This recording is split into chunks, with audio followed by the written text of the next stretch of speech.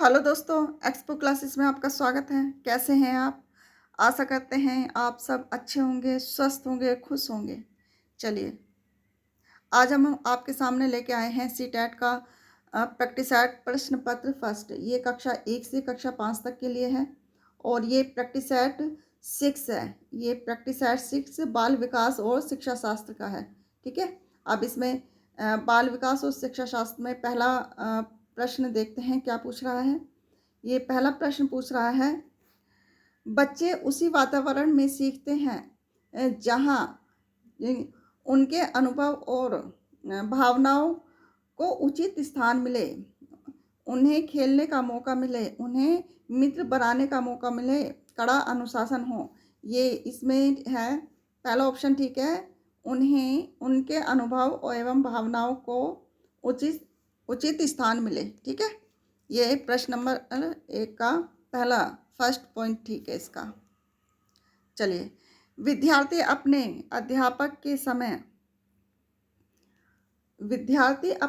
अध्यापक से समय की पाबंदी सीखता है। यह एक उदाहरण है। किस चीज़ का उदाहरण है?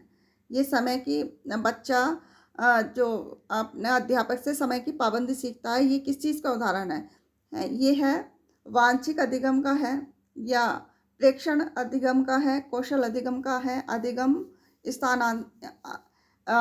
अंतरण का है। ये है प्रेक्षण अधिगम का। ठीक है, 2 ऑप्शन ठीक हो गया इसका। चलिए नेक्स्ट क्वेश्चन देखते हैं। विद्यार्थियों के सीखने में जो रिक्तियां रह जाती हैं, उनके निदान के बाद डैश चाहिए। क्या चाहिए यहाँ पे बताना है, क्या आएगा यहाँ पे, ये देखते हैं क्या चाहिए। सघन अभ्यास कार्य होना, समुचित उपचारात्मक कार्य होना, सभी पाठों को व्यवस्थित रूप से दोहराना, शिक्षार्थियों और अभिभावकों को उपलब्धि के बारे में बताना। ये है उचित उपचारात्मक कार्य होना। ठीक है, 2 ऑप्शन ठीक हो गया इसका। चलिए नेक्स्ट क्वेश्चन देखते हैं। एक शिक्षक बच्चे द्वारा की गई छोटी छोटी गलतियों पर क्रोध प्रकट करता है। यह इंगित करता है, क्या इंगित करता है?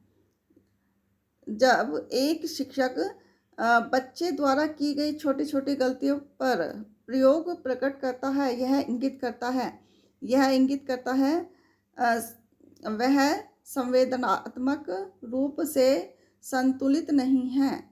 वह संवेदनात्मक रूप से संतुलित नहीं है। 4 ऑप्शन ठीक हो गया इसका। ठीक है,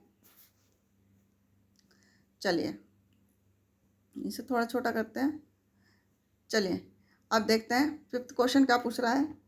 एनसीएफ 2005 के संबंध में निम्नलिखित में से कौन सा कथन सही है? कौन सा कथन सही है इसमें ये बताना है। यह भारत की विद्यालय शिक्षा के संबंध में एक संवैधानिक संशोधन है। यह एनसीईआरटी द्वारा तैयार किया गया दस्तावेज है जो भारत की विद्यालय शिक्षा के संबंध में संस्तुतियाँ प्रस्तुत करता है। ठीक है, ये क्या है?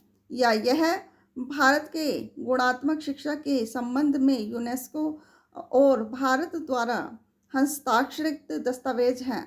क्या है इसमें? इसमें है यह एनसीईआरटी द्वारा तैयार किया गया दस्तावेज है जो भारत की विद्यालय शिक्षा के संबंध में संस्तुतियाँ प्रस्तुत करता है। ठीक है, ये 2 ऑप्शन ठीक हो गया इसका। चलिए, प्राय शिक्षार्थियों की त्रुटि डैश की ओर संकेत करती हैं। किसकी ओर संकेत करती हैं? वे कैसे सीखते हैं? शिक्षार्थियों का सामाजिक आर्थिक स्तर, यांत्रिक अभ्यास की आवश्यकता, सीखने की अनुपस्थिति। ये है वे कैसे सीखते हैं। ठीक है, प्राय विद्यार्थियों की त्रुटियां वे कैसे सीखते हैं की ओर संकेत करती हैं। ए ऑप्शन ठीक हो गया। चलिए, एक बच्चा जो डैश से ग्रस्त है वह सा को और वास और न्यूक्लियर को अनक्लियर में अंतर नहीं कर सकता। ठीक है,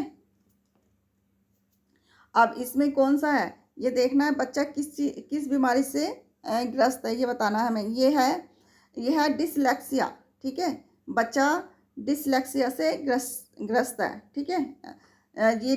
जिसमें डिसलेक्सिया की बीमारी होती है उसमें बच्चा सा को वास पढ़ता है और अनक्लियर को न्यूक्लियर को अनक्लियर पढ़ता है, ठीक है। चलिए,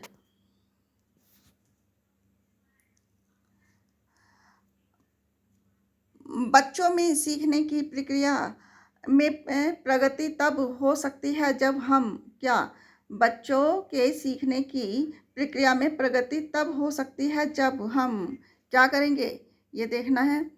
उसकी प्रगति की नियमित रूप से जांच करेंगे, या बच्चे की प्रगति को नियमित रूप से जांचने के साथ साथ सुधारात्मक कदम उठाएं। बच्चे को नियमित रूप से गृह कार्य दें। बच्चे के लिए नियमित रूप से गतिविधियां आयोजित कराएं। यह बच्चे की गति को नियमित रूप से जांच के साथ साथ सुधारात्मक कदम उठाएं, ठीक है।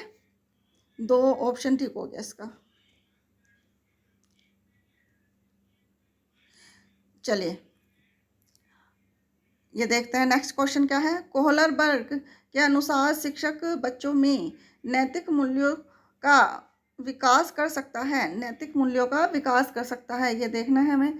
क्या है, नैतिक मुद्दों पर आधारित चर्चा में उन्हें शामिल करके कैसे व्यवहार किया जाना चाहिए, इस पर कठोर निर्देश देकर धार्मिक शिक्षा को महत्व देकर या व्यवहार के स्पष्ट नियम बनाकर, यह नैतिक मुद्दों पर आधारित चर्चा में उन्हें शामिल करके, ठीक है। ये ए ऑप्शन ठीक हो गया। प्राथमिक स्तर पर बच्चों के लिए संगीत, कहानी कहने, नाटक, कला, शिल्प, खेल आदि जैसी गतिविधियों का संचालन क्या है, इसमें बताना है। सप्ताह में 1 बार होना चाहिए, या प्रत्येक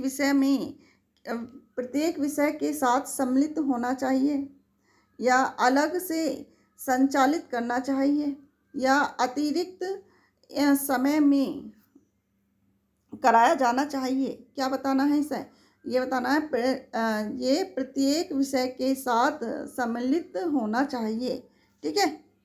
चलिए, निम्नलिखित में से कौन सा सूक्ष्म गतिक कौशल का उदाहरण है, कौन सा है ये बताना है।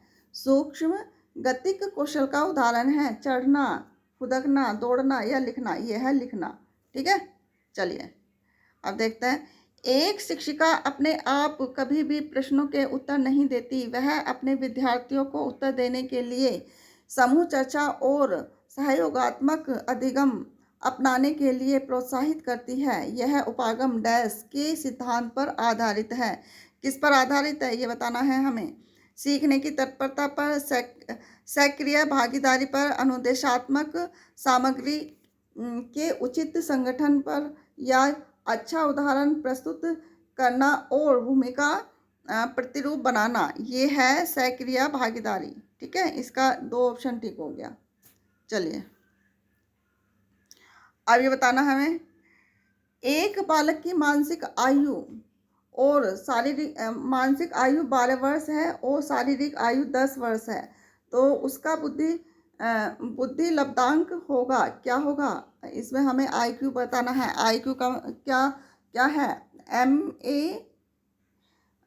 MAOCA, ठीक है, × 100, ठीक है। अब इसका क्वेश्चन, इसका फॉर्मूला लगा के हमें आंसर निकालना है। ये इसका आ जाएगा, ये देखिए, 12/10 × 100, ठीक है। अब इसमें बताना है × 100। ये करने के बाद इसमें कर देंगे, क्या हो गया, ये हो जाएगा, ठीक है। और फिर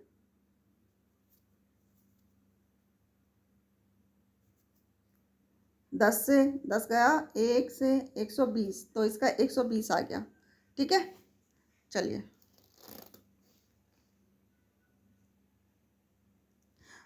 ये देखना है। समेकित शिक्षा इंगित करती है, क्या इंगित करती है? समेकित शिक्षा इंगित करती है सभी बच्चों के लिए एक समान शिक्षण विधि, सामान्य बच्चों एवं विभिन्न रूप से योग्य बच्चों के लिए एक ही स्कूल, सामान्य स्कूलों एवं विभिन्न रूप से योग्य बच्चों के लिए पृथक स्कूल, सामान्य बच्चों एवं विभिन्न रूप से योग्य बच्चों के लिए एक समान सुविधा। ये करती है सामान्य बच्चों एवं विभिन्न रूप से योग्य बच्चों के लिए एक ही स्कूल। ठीक है, 2 ऑप्शन ठीक हो गया इसमें। चलिए, एक शिक्षक विद्यार्थियों के सामाजिक मूल्यों को विकसित करती है, क्या विकसित करती है? ये करती है अनुशासन की अनुभूति को विकसित कर, आदर्श रूप से बर्बाद कर या महान व्यक्तियों के बारे में बोलकर, उन्हें अच्छी कहानियां सुनाकर। ये है आदर्श रूप से बर्ताव कर कर। ठीक है, 2 ऑप्शन ठीक हो गया इसका। चलिए, राज्य स्तर की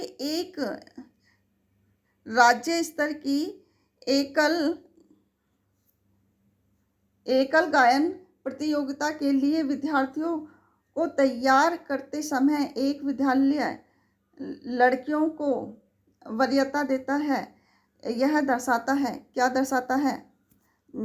ये दर्शाता है प्रगतिशील चिंतन, वैश्विक प्रवृत्तियाँ, प्रयोजनात्मक उपागम या लैंगिक पूर्वाग्रह। ये करता है लैंगिक पूर्वाग्रह। चलिए, निम्नलिखित में से कौन सा विकास का सिद्धांत है? कौन सा विकास का सिद्धांत है ये बताना है हमें। यह निरंतर चलने वाली प्रक्रिया नहीं है। विकास की सभी प्रक्रियाएं अंतः संबंधित नहीं हैं। सभी की विकास दर समान नहीं है। विकास हमेशा रेखीय होता है। क्या है इसमें? सभी की विकास दर समान नहीं होती। ठीक है, ये क्योंकि सभी बच्चे अलग होते हैं, इसलिए सभी का विकास अलग अलग तरीके से होता है, इसलिए सभी की विकास दर एक समान नहीं होती। चलिए, नेक्स्ट देखते हैं। यदि विद्यार्थी पाठ में रुचि न लेते प्रतीत हो तो शिक्षक को चाहिए कि वह क्या करना चाहिए उसे। अगर बच्चा पाठ में रुचि नहीं ले रहा तो उसे शिक्षक को क्या करना चाहिए ये बताना है। शिक्षण विधि बदल दे या दृश्य श्रव्य सामग्री को प्रयोग में लाकर पाठ को रुचिकर बनाए, या कक्षा से चला जाए या कक्षा में कोई अन्य कार्य प्रारंभ करें। ये भी 2 भी ठीक हो सकता है और 1 भी ठीक हो सकता है। तो इसका सटीक आंसर क्या होगा? शिक्षण विधि को बदल दें। ठीक है, यदि बच्चा किसी भी पाठ में रुचि नहीं ले रहा है तो उसे पढ़ाने का तरीका अपना बदल देना चाहिए। ठीक है, तो इसमें शिक्षण विधि को बदल दें। तो 1 ऑप्शन ठीक है इसका। व्यवहार का करना पक्ष डैश में आता है, क्या आता है? ये आता है सीखने के गतिक क्षेत्र में, या सीखने के भावात्मक क्षेत्र में, सीखने के मनोवैज्ञानिक क्षेत्र में, या सीखने के संज्ञानात्मक क्षेत्र में। ये आता है सीखने के गतिक क्षेत्र में। ठीक है, ए ऑप्शन ठीक हो गया इसका। चलिए, अब ये देखते हैं। बच्चे के विकास के सिद्धांत को समझना शिक्षक की सहायता करता है। क्या, किस चीज़ की सहायता करता है? बच्चे के विकास के सिद्धांत को समझना शिक्षक की सहायता करता है। किस चीज़ की सहायता करता है ये बताना है हमें। ये करता है शिक्षार्थियों को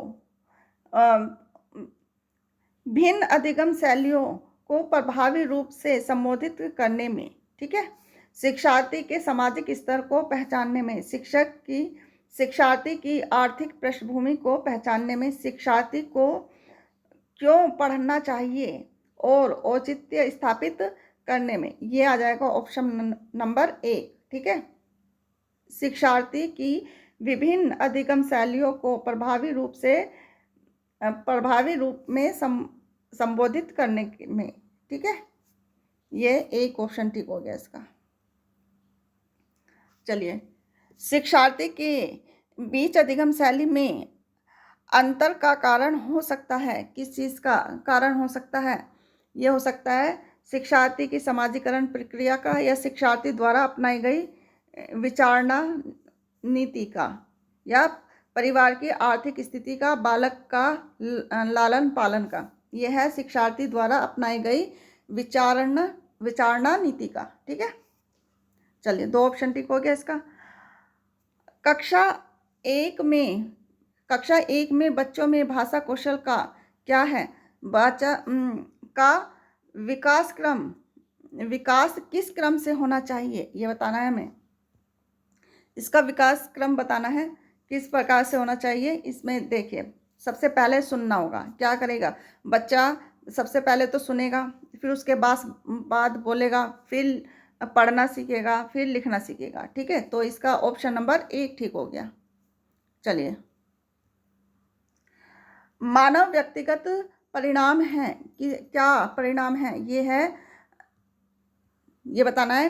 केवल आनुवांशिकता का, पालन पोषण और शिक्षा का, आनुवांशिकता और वातावरण की अंतःक्रिया का, ये है, या केवल वातावरण का? ये है आनुवांशिकता और वातावरण की अंतःक्रिया का।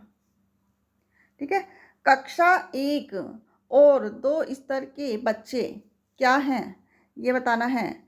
अमूर्त अनुभवों से शीघ्र सीखते हैं, मूर्त अनुभवों से शीघ्र सीखते हैं, पढ़कर शीघ्र सीखते हैं, लिखकर शीघ्र सीखते हैं। ये आ जाएगा मूर्त अनुभवों से शीघ्र सीखते हैं। चलिए, शिक्षार्थी व्यक्तिगत भिन्नता प्रदर्शित करते हैं, अतः शिक्षक को क्या है? ये क्या है? शिक्षार्थी व्यक्तिगत भिन्नता प्रदर्शित करते हैं, अतः शिक्षक को क्या करना चाहिए? अधिगम की एक समान गति पर बल देना चाहिए, कठोर अनुशासन सुनिश्चित करना चाहिए, परीक्षाओं की संख्या बढ़ा देनी चाहिए, या सीखने के विविध अनुभवों को उपलब्ध कराना चाहिए। ये है सीखने के विविध अनुभवों को उपलब्ध कराना चाहिए। 4 आंसर ठीक हो गया इसका। चलिए, अब देखते हैं शिक्षा के संदर्भ में समाजीकरण में से तात्पर्य है। क्या है इसका? हमें इसका बताना है। समाजीकरण से तात्पर्य बताना है इसका। अब देखते हैं इसका समाजीकरण से तात्पर्य क्या। शिक्षा के संदर्भ में समाजीकरण से तात्पर्य है, क्या है इसका? सामाजिक वातावरण में अनुकूल और समायोजन या सामाजिक मानदंडों का सदैव अनुपालन करना, या अपने सामाजिक मानदंड बनाना, समाज में बड़ों का सम्मान करना। ये आ जाएगा सामाजिक वातावरण में अनुकूलन और समायोजन बनाना। ए ऑप्शन ठीक हो गया इसका। चलिए, निम्नलिखित में से एक प्राथमिक स्तर के शिक्षक के लिए सबसे महत्वपूर्ण गुण कौन सा है? कौन सा है सबसे महत्वपूर्ण गुण? ये देखना है। शिक्षण विधियों में सक्षमता और विषय का ज्ञान, यानी कि शिक्षण विधि में सक्षमता और विषय का ज्ञान होना चाहिए, या उच्च मानक भाषा में पढ़ाने की क्षमता होनी चाहिए, या पढ़ाने की उत्सुकता होनी चाहिए, या धैर्य व लगन होना चाहिए। इसमें होना चाहिए धैर्य और लगन होना चाहिए। ठीक है, 4 आंसर ठीक है इसका। नर्सरी कक्षा में शुरुआत करने के लिए कौन सी विषय वस्तु सबसे अच्छी है? कौन सी है? इसमें है मेरा प्रिय मित्र, मेरा पड़ोसी, मेरा विद्यालय, या मेरा परिवार। ये है मेरा परिवार, क्योंकि नर्सरी कक्षा में बच्चा बहुत छोटा होता है, तो सबसे पहले वो परिवार से ही सीखता है। ठीक है, चलिए, पियाजे के अनुसार संज्ञानात्मक विकास के किस चरण पर बच्चा वस्तु स्थायित्व को प्रदर्शित करता है? क्या ये है संवेदी प्रेरक चरण, पूर्व संक्रियात्मक चरण, मूर्त संक्रियात्मक चरण, औपचारिक संक्रियात्मक चरण? ये है संवेदी प्रेरक चरण। ठीक है, ए ऑप्शन ठीक हो गया, संवेदी प्रेरक चरण। चलिए, ये लास्ट क्वेश्चन है आज का। देखते हैं, सीखने की प्रक्रिया में शिक्षक की भूमिका होनी चाहिए। क्या होनी चाहिए?